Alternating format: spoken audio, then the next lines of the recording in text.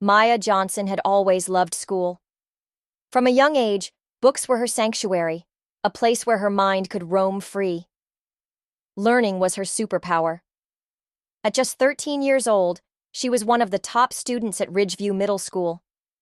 But no matter how brightly she shined, there were moments when the world around her tried to dim her light, especially in Mrs. Green's classroom. Mrs. Green was the kind of teacher who proudly claimed to be colorblind. She'd often say, "I don't see race, I just see students." While well-meaning, this statement felt hollow to Maya. It was as if Mrs. Green's words erased a part of who she was. It began on the first day of school. Maya entered the classroom early, her backpack slung confidently over her shoulder. The other students had already formed their groups, whispering and laughing in clusters. Maya sat in the middle, opened her notebook, and started sketching ideas for her next science project. She loved the thrill of brainstorming, of piecing together ideas that could one day change the world. When Mrs. Green began roll call, she stumbled over Maya's name. "Ya Inson?" she asked slowly, mispronouncing it. Maya smiled politely. "It's pronounced Maya." "Oh, sorry, Maya," Mrs. Green chuckled. "I'm just not used to names like that." The room went quiet for a moment, the air thick with discomfort. Maya tried to shrug it off, but moments like these kept piling up. She'd grown used to subtle slights, but each one left a tiny bruise, a reminder that she was different, and not always in ways that felt celebrated. In class discussions, Maya's hand often shot up first, but Mrs. Green's eyes skimmed past her, landing on someone else. One day, during a discussion about Harriet Tubman, Maya eagerly raised her hand. She had spent the weekend reading about Tubman's daring missions and felt a surge of pride for the strength of this historical icon. Mrs. Green glanced around the room and called on Ryan, a boy who often struggled with history. Ryan's answer was vague.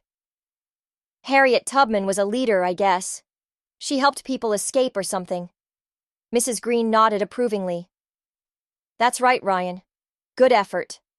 Maya's hand remained raised. "Actually, Harriet Tubman was a conductor on the Underground Railroad. She led hundreds to freedom, risking her life every single time," Maya said when Mrs. Green finally acknowledged her. Mrs. Green gave her a brief glance, nodded quickly, and moved on. Her response was as dismissive as a closed door. Maya's stomach churned with frustration. It wasn't just that her contributions were overlooked.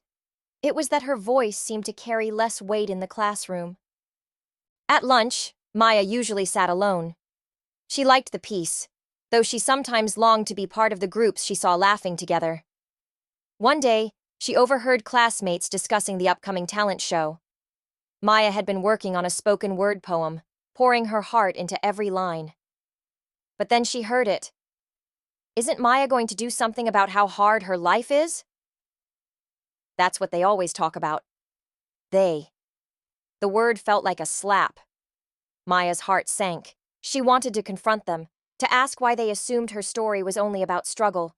But instead, she walked to the library, seeking solace among the books that had always been her companions. The final straw came during a group project about the civil rights movement.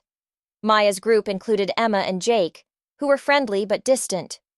Maya's research was thorough, her passion unmistakable. She'd spent hours reading about Rosa Parks, Malcolm X, and the unsung heroes of the movement. She envisioned a presentation that would not only educate but inspire her classmates. But when it came time to present, Emma and Jake asked her to step back. "We've got the presentation covered," Emma said. "You can just make sure the facts are right." Maya was stunned. She wanted to protest, but didn't know how. During the presentation, her work, her heart and soul, was reduced to a few lines at the end. Emma and Jake watered down the material, presenting it like just another history lesson, devoid of any real meaning. Maya's contributions felt erased.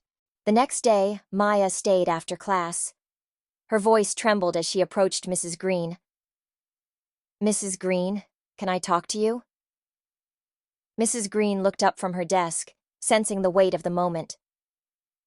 Of course, Maya, what's on your mind? Why do I feel invisible in this classroom? Maya's words were raw, her eyes brimming with tears. Why do my answers not matter? Why do you never really see me?